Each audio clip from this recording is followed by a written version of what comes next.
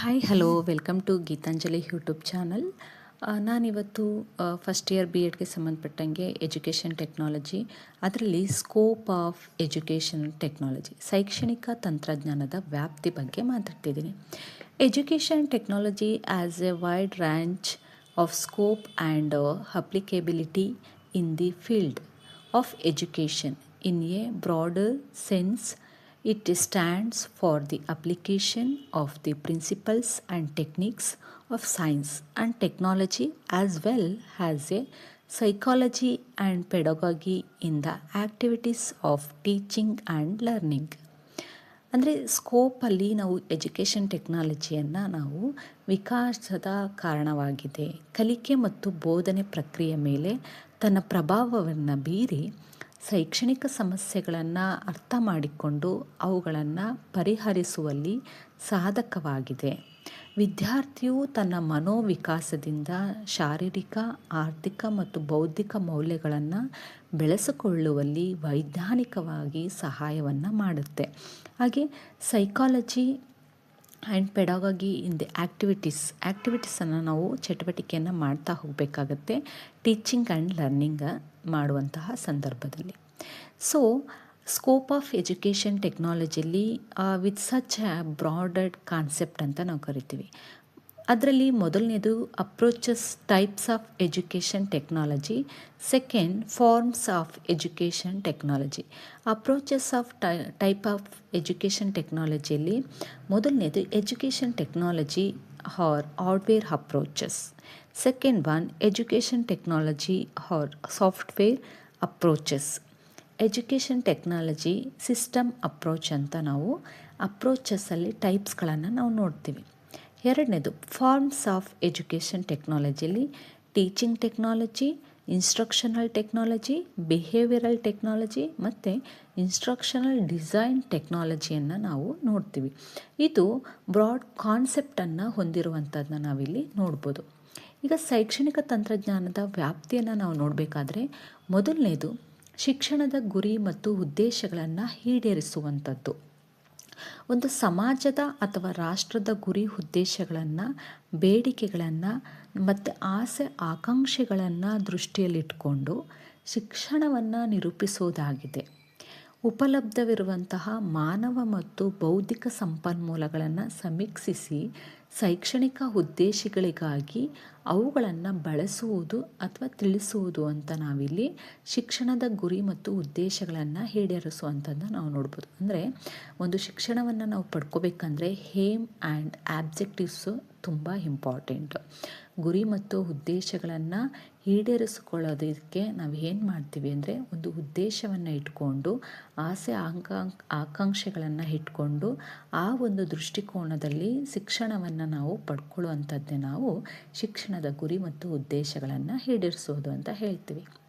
ಹೀಗೆ ಎರಡನೇದು analysis of the process of teaching and learning, ಅಂದರೆ ಕಲಿಕೆ ಮತ್ತು ಬೋಧನಾ ಪ್ರಕ್ರಿಯೆಗಳನ್ನು ವಿಶ್ಲೇಷಿಸುವುದು. ಅಂದರೆ education technology tries to discuss the concept of teaching, analysis of the teaching process, variables of the teaching, piece of teaching, levels of teaching, theories of teaching, principles and maxims of teaching, the concept of learning, the relevance of the theories of learning, the relationship between teaching and learning, educational purpose. ನಾವು ಅನಾಲಿಸಿಸನ್ನು ಮಾಡಬೇಕಾದ್ರೆ education ಟೆಕ್ನಾಲಜಿಯಲ್ಲಿ ನಾವು ಯಾವುದನ್ನು discuss ಮಾಡ್ತೀವಿ, ಕಾನ್ಸೆಪ್ಟನ್ನು ನಾವೇನು ಮಾಡ್ತೀವಿ, ಡಿಸ್ಕಸ್ನ ಮಾಡ್ತೀವಿ. ಯಾವುದರಲ್ಲಿ? ಟೀಚಿಂಗಲ್ಲಿ, ಬೋಧನೆಯಲ್ಲಿ ನಾವು ಕಾನ್ಸೆಪ್ಟ್, ಒಂದು ವಿಷಯವನ್ನು ತಗೊಂಡು ನಾವೇನು ಮಾಡ್ತೀವಿ, ಡಿಸ್ಕಸ್ನ ಮಾಡ್ತೀವಿ.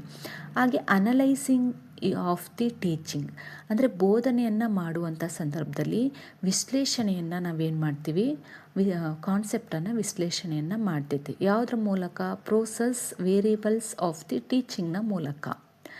ಹಾಗೆ levels of the teaching, theories of teaching, theories ಮೂಲಕ ನಾವೇನು ಮಾಡ್ತೀವಿ, ಟೀಚಿಂಗನ್ನು ಮಾಡ್ಕೋತೀವಿ. ಮತ್ತು ಪ್ರಿನ್ಸಿಪಲ್ಸ್ ತತ್ವಗಳನ್ನು ಇಟ್ಕೊಂಡು ನಾವೇನು ಮಾಡ್ತೀವಿ, ಮ್ಯಾಕ್ಸಿಮಮ್ ಆಫ್ ಟೀಚಿಂಗನ್ನು ಮಾಡ್ತೀವಿ. ಹಾಗೆ ಕಾನ್ಸೆಪ್ಟ್ ಆಫ್ ಲರ್ನಿಂಗ್, ಕಾನ್ಸೆಪ್ಟನ್ನು ಇಟ್ಕೊಂಡು ಕಲಿಕಾರ್ಥಿಗಳಿಗೆ ನಾವೇನು ಮಾಡ್ತೀವಿ, ಥಿಯರೀಸ್ ಆಫ್ ಲರ್ನಿಂಗನ್ನು ಮಾಡ್ತೀವಿ. ಹಾಗೆ relationship between teaching and learning, ಬೋಧನೆ ಮತ್ತು ಕಲಿಕೆ ಮಧ್ಯೆ ನಮಗೇನಿರಬೇಕು, ಸಂಬಂಧವನ್ನು ಹೊಂದಿರಬೇಕು ಎಜುಕೇಷನ್ ಪರ್ಪಸ್ನ ಉದ್ದೇಶದಿಂದ. ಹಾಗೆ ಇಲ್ಲಿ ಅವ್ರು ಹೇಳ್ತಾರೆ, ಬೋಧನೆಯ ಪರಿಕಲ್ಪನೆ, ಬೋಧನೆಯ ಕಾರ್ಯವಿಧಾನದ ವಿಶ್ಲೇಷಣೆಯನ್ನು ನಾವು ಮಾಡಬೇಕಾಗತ್ತೆ. ಹಾಗೆ ಬೋಧನೆಯಲ್ಲಿ ಏರುಪೇರುಗಳು ಉಂಟಾಗತ್ತೆ, ಬೋಧನೆಯ ಹಂತಗಳನ್ನು ನಾವು ಬಳಸ್ಕೋಬೇಕಾಗತ್ತೆ, ಬೋಧನೆಯ ಮಟ್ಟಗಳನ್ನು ನಾವು ತಿಳ್ಕೊಬೇಕಾಗತ್ತೆ. ಹಾಗೆ ಬೋಧನೆಯ ಸಿದ್ಧಾಂತ, ಪ್ರಿನ್ಸಿಪಲ್ಸ್ ಅಂತ ನಾವು ಕರಿತೀವಿ, ಅದನ್ನು ನಾವು ಬಳಕೆಯನ್ನು ಮಾಡ್ಕೋಬೇಕು. ಸೂತ್ರಗಳು ಮತ್ತು ತತ್ವಗಳನ್ನು ನಾವು ಇಲ್ಲಿ ಬಳಕೆಯನ್ನು ಮಾಡ್ಕೋಬೇಕಾಗತ್ತೆ. ಹಾಗೆ ಕಲಿಕಾ ಪರಿಕಲ್ಪನೆಗಳನ್ನು ನಾವು ಯೂಸ್ ಮಾಡ್ತಾ ಹೋಗಬೇಕಾಗತ್ತೆ. ಹಾಗೆ ಕಲಿಕಾ ಸಿದ್ಧಾಂತಗಳು ಮತ್ತು ಸಮರ್ಪಕತೆಯಲ್ಲಿ ಕಲಿಕೆ ಮತ್ತು ಬೋಧನೆಗಳ ನಡುವೆ ಸಂಬಂಧವನ್ನು ಹೊಂದಿರುತ್ತೆ.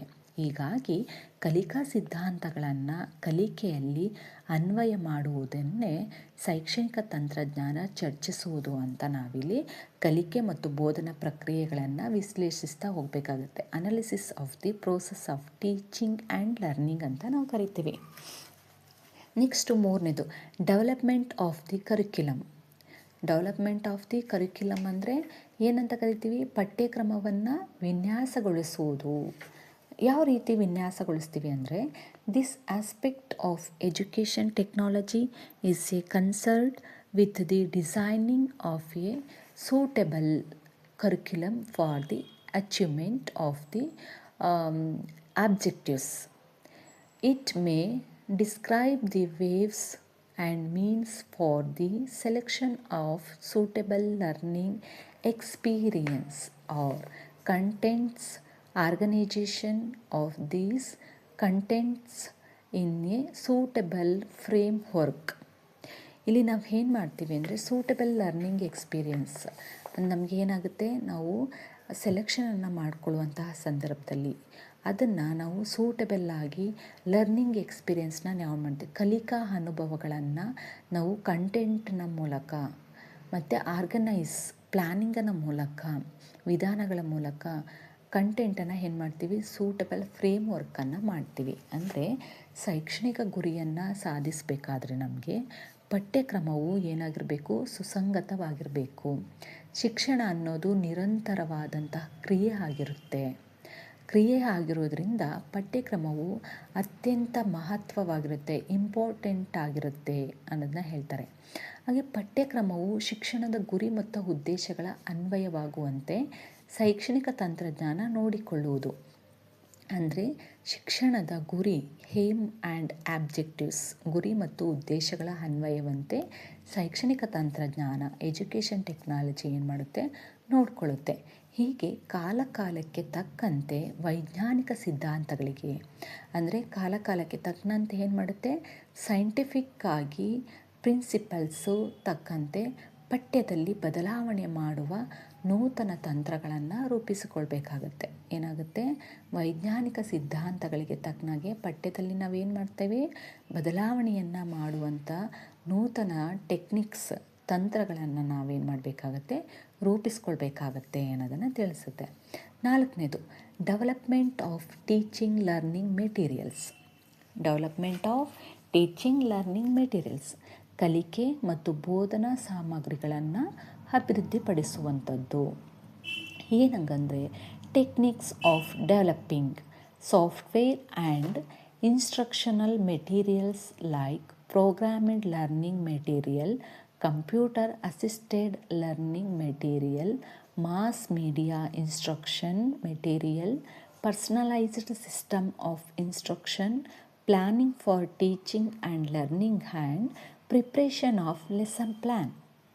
ಇಲ್ಲಿ ನಾವು ಡೆವಲಪ್ಮೆಂಟ್ ಟೀಚಿಂಗ್ ಲರ್ನಿಂಗ್ ಮೆಟೀರಿಯಲ್ಸನ್ನು ಬೋಧನಾ ಕಲಿಕೆಯ ವಿಧಾನಗಳಲ್ಲಿ ನಾವು ಟೆಕ್ನಿಕ್ಸನ್ನು ಅಭಿವೃದ್ಧಿಪಡಿಸ್ಕೊಳ್ಳುವಂಥದ್ದು. ಸಾಫ್ಟ್ವೇರನ್ನು ಬಳಕೆ ಮಾಡಿಕೊಂಡು ಡೆವಲಪ್ಮೆಂಟನ್ನು ಮಾಡ್ಕೊಳ್ಳೋದು, ಇನ್ಸ್ಟ್ರಕ್ಷನ್ನ ಮೂಲಕ ಅಂದರೆ ನಿರ್ದೇಶನಾತ್ಮಕ ಮೆಟೀರಿಯಲ್ಸ್ನ ಮೂಲಕ, ಪ್ರೋಗ್ರಾಮ್ಡ್ ಲರ್ನಿಂಗ್ ಅಂದರೆ ಕಲಿಕೆಯ ಕಾರ್ಯಕ್ರಮಗಳಲ್ಲಿ ನಾವು ಕಲಿಕೆಯ ಸಾಮಗ್ರಿಗಳಾಗಿ ನಾವು ಇನ್ಸ್ಟ್ರಕ್ಷನ್ ಮೆಟೀರಿಯಲ್ಸ್, ನಿರ್ದೇಶನಾತ್ಮಕ ಸಾಮಗ್ರಿಗಳನ್ನು, ಪರ್ಸ್ನಲೈಸ್ಡ್ ಸಿಸ್ಟಮ್ ಮತ್ತು ಇನ್ಸ್ಟ್ರಕ್ಷನನ್ನು, planning for teaching and learning ಅಂದರೆ ಪ್ಲ್ಯಾನಿಂಗ್ ಅಂದರೆ ಯೋಜನೆ ಮತ್ತು ಬೋಧನೆಯ ಉದ್ದೇಶ ಮತ್ತು ಪ್ಲ್ಯಾನಿಂಗ್ ಯೋಜನೆ, ಕಲಿಕೆ, ಈ ಪ್ರಿಪ್ರೇಷನನ್ನು ನಾವು ಯಾವುದರ ಮೂಲಕ ಮಾಡ್ಕೋತೀವಿ, ಲೆಸನ್ ಪ್ಲ್ಯಾನ್ನ ಮೂಲಕ ನಾವು ಮಾಡ್ಕೋತೀವಿ ಅನ್ನೋದನ್ನು ತಿಳಿಸ್ತಾರೆ.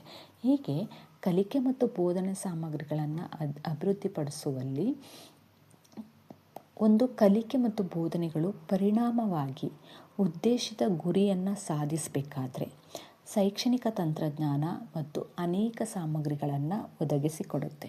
ಅದರಲ್ಲಿ ಕಠಿಣ ಮತ್ತು ಮೃದು ಸಾಮಗ್ರಿಗಳು, ಸಾಫ್ಟ್ವೇರ್ ಮತ್ತು ಹಾರ್ಡ್ವೇರ್ ನಿರ್ಮಿಸಿ ಅಭಿವೃದ್ಧಿಗೆ ಕಾರಣವಾಗುವುದು. ಹಾಗೆ ಲಭ್ಯವಿರುವಂತಹ ಸಂಪನ್ಮೂಲಗಳನ್ನು ದೃಷ್ಟಿಯಲ್ಲಿಟ್ಕೊಂಡು ನವೀನ ತಂತ್ರಶಾಸ್ತ್ರವನ್ನು ಅಳವಡಿಸಿ ಅಧಿಕವಾದಂತಹ ಶೈಕ್ಷಣಿಕ ಲಾಭ ಬರುವಂತೆ ಮಾಡುವುದು. ಶಿಕ್ಷಕ ಮತ್ತು ವಿದ್ಯಾರ್ಥಿಯ ಅಲ್ಪ ಶ್ರಮದಿಂದ ಹೆಚ್ಚು ತಿಳಿಯುವಂತೆ ಸಂಶೋಧನೆ ಮಾಡಲು ನಾವೇನು ಮಾಡಬೇಕಾಗುತ್ತೆ, ಉರಿದುಂಬಿಸಬೇಕಾಗತ್ತೆ. ಹಾಗಾಗಿ ಡೆವಲಪ್ಮೆಂಟ್ ಆಫ್ ಟೀಚಿಂಗ್ ಲರ್ನಿಂಗ್ ಮೆಟೀರಿಯಲ್ಸಲ್ಲಿ ನಮಗೆ ಕಂಪ್ಯೂಟರ್ ಅಸಿಸ್ಟೆಡ್ ಲರ್ನಿಂಗ್ ಮೆಟೀರಿಯಲ್ಸ್ ಬೇಕು, ಮಾಸ್ ಮೀಡಿಯಾ ಇನ್ಸ್ಟ್ರಕ್ಷನ್ ಮೆಟೀರಿಯಲ್ಸ್ ಬೇಕಾಗುತ್ತೆ, ಪರ್ಸ್ನಲೈಸ್ಡ್ ಸಿಸ್ಟಮ್ ಇನ್ಸ್ಟ್ರಕ್ಷನ್ ಬೇಕಾಗುತ್ತೆ, ಪ್ಲ್ಯಾನಿಂಗ್ ಫಾರ್ ಟೀಚಿಂಗ್ ಲರ್ನಿಂಗ್ ಪ್ರಿಪ್ರೇಷನ್ನು ನಮಗೆ ಏನಾಗುತ್ತೆ ಬೇಕಾಗುತ್ತೆ ಅನ್ನೋದನ್ನು. ನೆಕ್ಸ್ಟ್ ಫಿಫ್ತ್ ಒಂದು teacher preparation or teacher learning materials. Teacher is a key finger in any process of teaching and learning. Proper preparation of teacher for exercising their complex responsibilities for this purpose. Education technology includes topics like models of students teaching, micro teaching, simulated teaching, team teaching, teacher effectiveness, modification of teacher behavior, classroom interaction, team group, training and interaction analysis. ಅಂದರೆ ಶಿಕ್ಷಕನನ್ನು ತರಬೇತಿಗೊಳಿಸಬೇಕಾದ್ರೆ ಸಮರ್ಥನನ್ನಾಗಿ ಮಾಡುವುದು ತುಂಬ important. ಇಲ್ಲಿ ಏನು ಹೇಳ್ತಾರೆ ಅಂತಂದರೆ, ಇಂದಿನ ವಿದ್ಯಾರ್ಥಿಗಳು ನಾಳೆಯ ನಾಗರಿಕನನ್ನಾಗಿ ಮಾಡಬೇಕಾದ್ರೆ ಶಿಲ್ಪಿ ಯಾರಾಗಿರ್ತಾರೆ, ಶಿಕ್ಷಕ ಆಗಿರ್ತಾರೆ.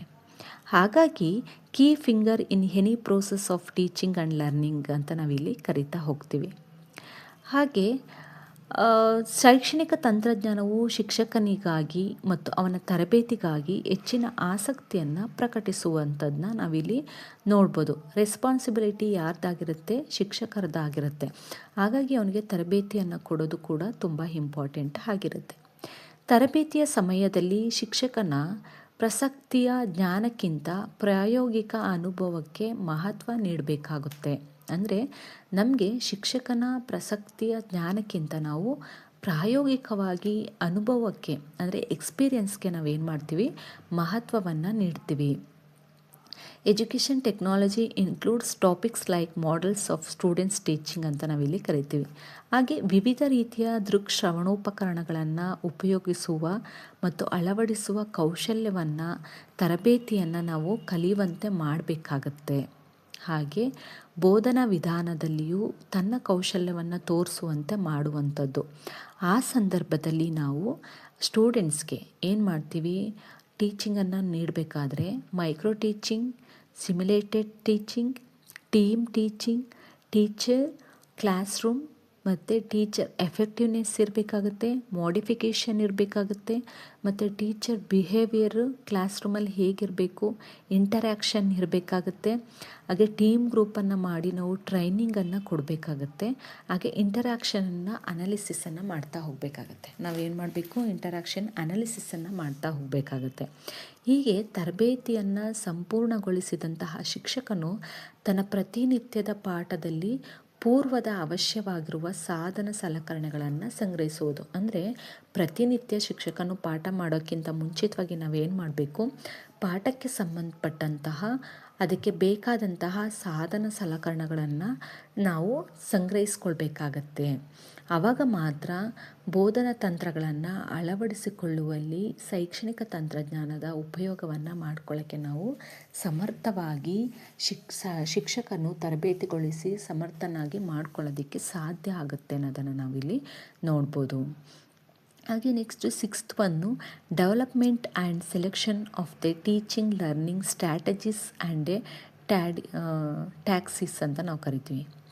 ಸೊ ಇಲ್ಲಿ ಕಲಿಕೆ ಮತ್ತು ಬೋಧನೆಯುಕ್ತವಾದ ಯುಕ್ತಿಗಳ ಆಯ್ಕೆ ಮತ್ತು ಅವುಗಳನ್ನು ವಿಕಾಸಗೊಳಿಸುವಂಥದ್ದನ್ನ ನಾವಿಲ್ಲಿ ನೋಡಬೇಕಾಗತ್ತೆ. ಯಾವ ರೀತಿ ನಾವು ಕಲಿಕೆ ಬೋಧನೆಯಲ್ಲಿ ನಾವು ನೋಡ್ತೀವಿ ಅಂದರೆ, ವಿದ್ಯಾರ್ಥಿಗಳ ಅಗತ್ಯಕ್ಕೆ ಅನುಗುಣವಾಗಿ, ಅಂದರೆ ಒಂದು ವಿಷಯವನ್ನು ತಗೊಂಡಾಗ ಕಲಿಕೆ ಮತ್ತು ಬೋಧನೆಗೆ ನೇರವಾಗಿ ಸಂಬಂಧಿಸಿದಂತೆ ವಿದ್ಯಾರ್ಥಿಗಳ ಅಗತ್ಯಕ್ಕೆ ಅನುಗುಣವಾಗಿ ಶಿಕ್ಷಕನ ಏನು ಮಾಡಬೇಕಾಗುತ್ತೆ, ಯೋಗ್ಯವಾದ ಯುಕ್ತಿಗಳನ್ನು ರೂಪಿಸ್ಕೊಳ್ಬೇಕಾಗತ್ತೆ. ಆ ರೂಪಿಸಿಕೊಂಡಂತಹ ಯುಕ್ತಿಗಳನ್ನು ವಿಕಾಸ ಮಾಡಬೇಕಾಗತ್ತೆ. ಸಾಮಾನ್ಯ ಸಂದರ್ಭದಲ್ಲಿ ಸಾಮಾನ್ಯ ಯುಕ್ತಿಗಳನ್ನು, ವಿಶಿಷ್ಟ ಸಂದರ್ಭದಲ್ಲಿ ವಿಶಿಷ್ಟವಾದ ಯುಕ್ತಿಗಳನ್ನು ಅನ್ವಯಿಸಬೇಕಾಗತ್ತೆ. ಇದು ಶೈಕ್ಷಣಿಕ ತಂತ್ರಜ್ಞಾನದ ಒಂದು ಯುಕ್ತಿಗಳನ್ನು ರೂಪಿಸುವಲ್ಲಿ ಶಿಕ್ಷಕರು ಯಾವ ರೀತಿ ಸಹಾಯವನ್ನು ಮಾಡ್ತಾರೆ ಅನ್ನೋದನ್ನು ನಾವು ಇಲ್ಲಿ ನೋಡಬೇಕಾಗತ್ತೆ. ಹಾಗೆ ಬೋಧನಾ ಪದ್ಧತಿಗಳನ್ನು ಮತ್ತು ಮಾದರಿಗಳನ್ನು ರೂಪಿಸುವಾಗಲೂ ಪ್ರಮುಖ ಪಾತ್ರವನ್ನು ವಹಿಸಬೇಕಾಗತ್ತೆ. ಅಂದರೆ ಟೀಚಿಂಗ್ ಮೆಥಡ್ಸನ್ನು ಮತ್ತು ಮಾಡೆಲ್ಸ್ಗಳನ್ನು ಯೂಸ್ ಮಾಡಬೇಕಾದ್ರೆ ಶಿಕ್ಷಕರು ಅವರಿಗೆ ಪ್ರಮುಖ ಪಾತ್ರವನ್ನು ವಹಿಸುವಂತೆ ನಾವು ನೋಡ್ಕೋಬೇಕಾಗತ್ತೆ ಅನ್ನೋದನ್ನು ಇವರು ಹೇಳ್ತಾ ಹೋಗ್ತಾರೆ. ಹಾಗೆ ಇಲ್ಲಿ development and selection of the teaching learning strategies and tactics ಅಂತ ನಾವು ಕರಿತೀವಿ. ಇದು ಏನನ್ನು ತಿಳಿಸುತ್ತೆ ಅಂದರೆ, this aspect deals with the central problem of teaching learning act. Here education technology tries to describe the way and means of the discovering, selecting and development suitable strategies and practice of teaching in terms of the optimum learning and available teaching. ಅಂದರೆ learning ರಿಸೋರ್ಸನ್ನು availability of the different type of the teaching methods. ಅಂದರೆ ನಾವೇನು ಮಾಡಬೇಕು, ಟೀಚಿಂಗನ್ನು ಮಾಡಬೇಕಾದ್ರೆ ಕಲಿಕಾರ್ಥಿಗಳಿಗೆ ನಾವು different type of the teaching ಮೆಥಡ್ಸನ್ನು ನಾವು ಯೂಸ್ ಮಾಡಬೇಕಾಗತ್ತೆ. ಹಾಗೆ device and models of teaching, ಮಾಡೆಲ್ಸ್ಗಳನ್ನು ನಾವೇನು ಮಾಡಬೇಕು, ಟೀಚಿಂಗಲ್ಲಿ ಬಳಕೆಯನ್ನು ಮಾಡ್ಕೋಬೇಕಾಗತ್ತೆ. ಹಾಗೆ selection and use for the ರಿಸಲ್ಟನ್ನು ನಾವು ನೀಡ್ತಾ ಹೋಗಬೇಕಾಗತ್ತೆ ಅನ್ನೋದನ್ನು ಇವರು ತಿಳಿಸ್ತಾ ಹೋಗ್ತಾರೆ. ಹಾಗೆ development, selection and use of the appropriate audio visual aids ಅಂತ ನಾವು ಕರಿತೀವಿ. ದೃಕ್ಶ್ರವಣ ದೃಕ್ಶ್ರವಣ ಉಪಕರಣಗಳ ಆಯ್ಕೆ, ವಿಕಾಸ ಮತ್ತು ಉಪಯೋಗ ಯಾವ ರೀತಿ ಇರುತ್ತೆ ಅನ್ನೋದನ್ನ ನಾವು ನೋಡೋದಾದರೆ, ಶಿಕ್ಷಣದಲ್ಲಿ ಅಂದರೆ ಟೀಚಿಂಗಲ್ಲಿ teaching learning is a greatly influenced and benefit by the use of appropriate audio visual ಐಡ್ಸನ್ನು ನಾವು ಆಡಿಯೋ ಆ್ಯಂಡ್ ವಿಜುವಲ್ ಐಡ್ಸನ್ನು ಯೂಸ್ ಮಾಡಬೇಕಾಗತ್ತೆ. ಹಾಗೆ education technology covers this aspect by discussing various types of audio visual aids used for the educational purpose. Education ಪರ್ಪಸ್ಸಾಗಿ ನಾವೇನು ಮಾಡಬೇಕು, audio ವಿಜುವಲ್ನ use ಮಾಡ್ತಾ ಹೋಗಬೇಕಾಗತ್ತೆ. ಹಾಗೆ there proper selection suiting to the particular teaching learning situation. ಅಂದರೆ ಬೋಧನೆ ಮತ್ತು ಕಲಿಕೆಯನ್ನು ಮಾಡುವಂಥ ಸಂದರ್ಭದಲ್ಲಿ ಯಾವ ರೀತಿ ನಾವು ಸಿಚುಯೇಷನ್ಗೆ ತಕ್ಕನಾಗಿ ನಾವು ಪ್ರಾಪರ್ ಸೆಲೆಕ್ಷನನ್ನು ಮಾಡ್ತಾ ಹೋಗ್ತೀವಿ, ಆಡಿಯೋ ಸೆಲೆಕ್ಷನನ್ನು ಮಾಡ್ತಾ ಹೋಗ್ತೀವಿ ಅನ್ನೋದನ್ನು ನಾವಿಲ್ಲಿ ನೋಡಬೇಕು. ಹಾಗೆ their development and a productions in view of the available resources and problems faced in a teaching learning act. ಅಂದರೆ ಬೋಧನೆ ಕಲಿಕೆ ಟೀಚಿಂಗ್ ಲರ್ನಿಂಗ್ ಆ್ಯಕ್ಟಲ್ಲಿ ಪ್ರಾಬ್ಲಮ್ಸ್ ಬಂದಾಗ ಸಂಪನ್ಮೂಲಗಳನ್ನ ಅವೈಲಬಲನ್ನು ನಾವು ಇಟ್ಕೊಂಡಿರಬೇಕಾಗತ್ತೆ. ಹಾಗೆ audio visual methods of a presentation and a dissemination of information, their proper storage and consideration about their cost, effectiveness and effective utilisation. ಅಂದರೆ ನಾವೇನು ಮಾಡಬೇಕು, effective cost of effective and effective ಯುಟಿಲೈಸೇಷನ್ನ ಮಾಡ್ಕೊಳ್ತಾ ಹೋಗಬೇಕಾಗತ್ತೆ. ಯಾಕೆ ಅಂತಂದರೆ ದೃಕ್ಶ್ರವಣ ಸಂಪನ್ಮೂಲಗಳು ಅಥವಾ ಉಪಕರಣಗಳು ನಮಗೆ ಶಿಕ್ಷಣದಲ್ಲಿ ಉಪಯೋಗಕ್ಕೆ ಕ್ರಾಂತಿಯನ್ನು ಉಂಟು ಮಾಡುತ್ತೆ. ಶೈಕ್ಷಣಿಕ ತಂತ್ರಜ್ಞಾನದ ಶೈಕ್ಷಣಿಕ ಗುರಿ ಸಾಧನೆಗೆ ಅನೇಕ ಉಪಕರಣಗಳನ್ನು ನಾವು ಉಪಯೋಗಿಸಲು ಸಲಹೆಯನ್ನು ಮಾಡ್ತೀವಿ. ಆ ಉಪಕರಣಗಳನ್ನು ವಿಷಯ ವಸ್ತುವಿಗೆ ತಕ್ಕಂತೆ, ಸನ್ನಿವೇಶಕ್ಕೆ ತಕ್ಕಂತೆ, ಯೋಗ್ಯವಾಗುವಂತೆ ಉಪಯೋಗಗಳನ್ನು ನಾವು ಮಾಡ್ಕೋಬೇಕಾಗತ್ತೆ. ಅದನ್ನು ಶೈಕ್ಷಣಿಕ ತಂತ್ರಶಾಸ್ತ್ರದ ತಿಳಿಸಿಕೊಡ್ಬೇಕಾಗತ್ತೆ. ಹಾಗೆ ಉಪಕರಣಗಳನ್ನು ಉಪಯೋಗಿಸುವಾಗ ನಮಗೆ ಎದುರಾಗುವಂತಹ ಸಮಸ್ಯೆಗಳನ್ನು ನಾವೇನು ಮಾಡಬೇಕು, ಚರ್ಚಿಸಬೇಕಾಗತ್ತೆ. ಹಾಗೆ ಆಯ್ಕೆ ಮಾಡಿಕೊಂಡಂತಹ ಉಪಕರಣಗಳನ್ನು ಅಭಿವೃದ್ಧಿಪಡಿಸುವುದರ ಮೂಲಕ ಹೆಚ್ಚಿನ ಲಾಭ ತೆಗೆದುಕೊಳ್ಳುವಂತಹ ತಂತ್ರವನ್ನು ನಾವು ತಿಳಿಸಬೇಕಾಗತ್ತೆ. ಈ ರೀತಿಯಾಗಿ ನೂತನ ಉಪಕರಣ ಪರಿಣಾಮಕಾರಿಯಾಗಿ ಅಳವಡಿಸಿಕೊಳ್ಳಲು ನಮಗೆ ದೃಕ್ಶ್ರವಣ ಉಪಕರಣಗಳ ಆಯ್ಕೆ, ವಿಕಾಸ ಮತ್ತು ಉಪಯೋಗ ನಮಗೆ ಸಹಾಯವನ್ನು ಮಾಡುತ್ತೆ. ನೆಕ್ಸ್ಟ್ ಕಠಿಣ ಸಾಮಗ್ರಿಗಳು ಶಿಕ್ಷಣ ಕ್ಷೇತ್ರಕ್ಕೆ ಅನ್ವಯಿಸಿ ಪರಿಣಾಮಕಾರಿಯಾಗುವಂತೆ ಮಾಡುವಂಥದ್ದು. To work for the effective utilisation of the subsystem of education ಅಂತ ನಾವಿಲ್ಲಿ ಕರಿತೀವಿ. ಅಂದರೆ education technology considers education as the system operating in a systematic and scientific way for the achievement of education objectives, for the coverage of a systematic approach. It tries to include the topics dealing with the theory and principles of the systems approach. Explaining education as the system, it also includes study of all different subsystems, their operations, system and process in teams of input and output, the needed development in the working of the subsystem in view of the economy, output and functionality of the system, and the organization and management of the system in an effective way by specifying the respective roles of the man, machine and media in relation of the purpose of teaching and learning. To work for the effective utilization of the subsystem of education. ಹಂಗಂದರೆ ನಾವು ಕಠಿಣ ಸಾಮಗ್ರಿಗಳನ್ನು ಶಿಕ್ಷಣ ಕ್ಷೇತ್ರಕ್ಕೆ ಅನ್ವಯ ಮಾಡಿಕೊಂಡು ಪರಿಣಾಮಕಾರಿಯಾಗುವಂತೆ ಮಾಡುವಂಥದ್ದು. ಏನನ್ನು ನಾವು ಯೂಸ್ ಮಾಡ್ತೀವಿ ಅಂದರೆ ರೇಡಿಯೋ, ಟಿವಿ, ವಿಡಿಯೋ, ಗಣಕಯಂತ್ರ ಮುಂತಾದ ಅನೇಕ ಕಠಿಣ ಸಾಮಗ್ರಿಗಳನ್ನು ಶಿಕ್ಷಣ ರಂಗದಲ್ಲಿ ಉಪಯೋಗಿಸಲು ಶೈಕ್ಷಣಿಕ ತಂತ್ರಜ್ಞಾನವು ಅವಕಾಶ ಮಾಡಿಕೊಡುತ್ತೆ. ಹಾಗೆ ವಿದ್ಯುನ್ಮಾನ ಕ್ರಾಂತಿಯಿಂದಾಗಿ ಈ ಉಪಕರಣಗಳನ್ನು ಶಿಕ್ಷಣ ಕ್ಷೇತ್ರಕ್ಕೆ ನಾವು ಏನು ಮಾಡ್ತೀವಿ, ಉಪಕರಣಗಳ ವಿಷಯಗಳನ್ನು ತಿಳಿಸಲು ನಮಗೆ ಸಹಾಯ ಮಾಡುತ್ತೆ. ಹೀಗೆ ಉತ್ತಮ ಕಾರ್ಯಗಳನ್ನು ಕಠಿಣ ಸಾಮಗ್ರಿಗಳ ಮುಖಾಂತರ ಬಿತ್ತರಿಸುವಂತಹ ತಂತ್ರಶಾಸ್ತ್ರವನ್ನು ನೆರವು ಮಾಡುವಂಥದ್ದು. ಹಾಗೆ respective role of the man, machine and media, ಮಿಷಿನನ್ನು ತಂತ್ರಜ್ಞಾನವನ್ನು ಅಥವಾ ಮಾಧ್ಯಮ ಮೀಡಿಯಾವನ್ನು reaction of the purpose of the teaching and ಲರ್ನಿಂಗಲ್ಲಿ ನಾವು ಬಳಕೆಯನ್ನು ಮಾಡ್ಕೊಳ್ಳೋಂಥದ್ದನ್ನು ನಾವಿಲ್ಲಿ ನೋಡ್ತಾ ಹೋಗ್ಬೋದು. ಯಾವುದ್ರ ಮೂಲಕ, ಸಿಸ್ಟಮ್ಯಾಟಿಕ್ ಅಪ್ರೋಚ್ನ ಮೂಲಕ ನಾವಿಲ್ಲಿ ಮಾಡ್ಕೊಳ್ತಾ ಹೋಗ್ಬೋದು. ಹಾಗೆ needed development of the working of the subsystem in the view of the economy, ಔಟ್ಪುಟ್ಟನ್ನು ನಾವಿಲ್ಲಿ ನೋಡ್ತಾ ಹೋಗಬೇಕಾಗತ್ತೆ. ಮತ್ತು ಆರ್ಗನೈಜೇಷನ್ ಆ್ಯಂಡ್ ಮ್ಯಾನೇಜ್ಮೆಂಟ್ ಸಿಸ್ಟಮ್ ಯಾವ ರೀತಿ ಎಫೆಕ್ಟಿವ್ ವೇಯಲ್ಲಿ ಸ್ಪೆಸಿಫೈಯಿಂಗನ್ನು respective role of the man, machine, ನಮಗೆ ಮೀಡಿಯಾ ಮಾಡ್ತಾ ಹೋಗುತ್ತೆ ಅನ್ನೋದನ್ನು ನಾವಿಲ್ಲಿ ನೋಡ್ತಾ ಹೋಗಬೇಕಾಗತ್ತೆ. So next to provide essential feedback and control through the evaluation. ಸಂಶೋಧನೆ ಮತ್ತು ವಿಸ್ತರಣಾ ಕಾರ್ಯಗಳಲ್ಲಿ ಸಫಲತೆಯನ್ನು ಸಾಧಿಸುವಂಥದ್ದು.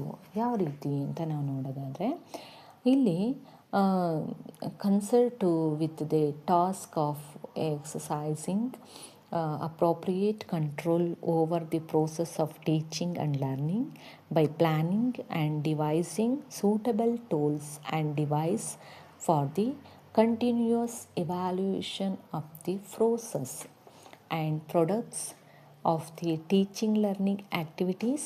Such evaluation provides an appropriate feedback to the learners as well as the teachers for bringing necessary improvement at the teacher. For bringing necessary improvement at the preparator and implementation stages of their specific acts. For this purpose, educational technology discuss the way and means of suitable evaluation techniques and their planning, development, selection and appropriate use the reaction to the objectives of teaching learning system. ಇಲ್ಲಿ ನಾವು ಏನು ಹೇಳ್ತೀವಪ್ಪ ಅಂದರೆ, ನಾವು ಶೈಕ್ಷಣಿಕ ತಂತ್ರಜ್ಞಾನದ ಜೊತೆಗೆ ಸಂಬಂಧವನ್ನು ನಿರ್ಮಿಸುವಂಥದ್ದಾಗಿರ್ಬೋದು, ಮತ್ತು ಒಂದು ಪರಿಣಾಮಕಾರಿಯಾಗಿ ಎಫೆಕ್ಟನ್ನು ನೀಡುವಂಥದ್ದಾಗಿರ್ಬೋದು.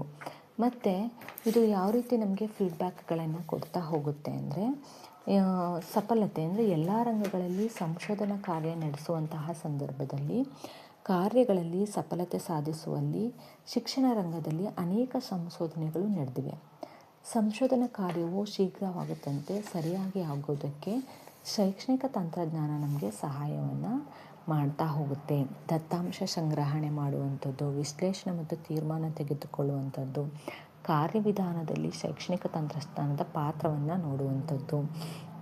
ಹಾಗೆ ಇಲ್ಲಿ ಇನ್ಪುಟ್ಟು, ಪ್ರೋಸೆಸ್, ಔಟ್ಪುಟ್ಟು ವೈಜ್ಞಾನಿಕ ನಡೆಯುವಂತೆ ಶೈಕ್ಷಣಿಕ ತಂತ್ರಜ್ಞಾನವನ್ನು ರೂಪಿಸುವಂಥದ್ದು. ಮತ್ತು ನಾವಿಲ್ಲೇನು ಮಾಡ್ತೀವಿ, ಪರಿಣಾಮಕಾರಿಯಾದಂತಹ ಮೌಲ್ಯಮಾಪನ ಮತ್ತು ಅವಶ್ಯಕ ಪುಷ್ಟೀಕರಣವನ್ನು ನೀಡುವಂಥದ್ದು. ಅಂದರೆ ಪರಿಣಾಮಕಾರಿಯಾದಂತಹ ಮೌಲ್ಯಮಾಪನವನ್ನು ಸಾಧಿಸಲು ತಂತ್ರಗಳನ್ನು, ಟೂಲ್ಸ್ಗಳನ್ನು ರೂಪಿಸಿಕೊಡುವಂಥದ್ದು. ಅದನ್ನು ಕಾಲಕಾಲಕ್ಕೆ ನಾವೇನು ಮಾಡ್ತೀವಿ, ಪ್ರಯೋಗವನ್ನು ಮಾಡ್ತೀವಿ. ಆ ಪ್ರಯೋಗವನ್ನು ಮಾಡಿ ಪರಿಣಾಮವಾದ ಮಟ್ಟವನ್ನು ಅರಿಯಲು ಸಹಾಯವನ್ನು ಮಾಡುತ್ತೆ. ಹೀಗೆ ಶಿಕ್ಷಕ ಮತ್ತು ವಿದ್ಯಾರ್ಥಿ ಇಬ್ಬರಿಗೂ ತಮ್ಮ ಪ್ರಗತಿ ಮಟ್ಟ ತಿಳಿಯಲು ಸಾಧನವಾಗಿರುವಂಥದ್ದು ಫೀಡ್ಬ್ಯಾಕ್. ಹೀಗಾಗಿ ಪ್ರಗತಿಯ ಮಟ್ಟವು ಪರಿಣಾಮಕಾರಿಯಾಗಿರದೆ ಇದ್ದಲ್ಲಿ ಅಥವಾ ಅಪೇಕ್ಷಿತ ಮಟ್ಟವನ್ನು ಮುಟ್ಟದೇ ಇದ್ದಲ್ಲಿ ಪ್ರತಿ ಪುಷ್ಟೀಕರಣವನ್ನು ನೀಡಿ ತಿದ್ದಿಕೊಂಡು ಮುಂದುವರಿಯುವಂತೆ ಮಾಡುವುದು. ಇದರಿಂದ ವಿದ್ಯಾರ್ಥಿ ಮತ್ತು ಶಿಕ್ಷಕ ಇಬ್ಬರು ತಮ್ಮ ಕಾರ್ಯಾಚರಣೆಯನ್ನು ಸುಧಾರಿಸಿಕೊಳ್ಳುವರು. ಅಂದರೆ to provide essential feedback and control through the evaluation ಅಂದರೆ ನಾವು ಮೌಲ್ಯಮಾಪನ ಅಂತ ಕರಿತೀವಿ ಅಥವಾ ಪುಷ್ಟೀಕರಣ ಅಂತ ನಾವಿಲ್ಲಿ ಕರಿತೀವಿ. ಸೊ ಹೀಗಾಗಿ ನಮಗೆ ಶೈಕ್ಷಣಿಕ ತಂತ್ರಜ್ಞಾನದ ವ್ಯಾಪ್ತಿ ತುಂಬ ಇಂಪಾರ್ಟೆಂಟಾಗಿ ನಮಗಿಲ್ಲಿ ಬೇಕಾಗುತ್ತೆ. Scope of education technology. So ಈ ವಿಡಿಯೋ ನಿಮಗೆ ಇಷ್ಟ ಆಗಿದ್ದರೆ ಲೈಕ್ ಮಾಡಿ, ಶೇರ್ ಮಾಡಿ, ಹಾಗೆ ಸಬ್ಸ್ಕ್ರೈಬ್ ಮಾಡಿ ಅಂತ ಹೇಳ್ತಾ ನನ್ನ ಮಾತನ್ನು ಮುಗಿಸ್ತೀನಿ. ಧನ್ಯವಾದಗಳು.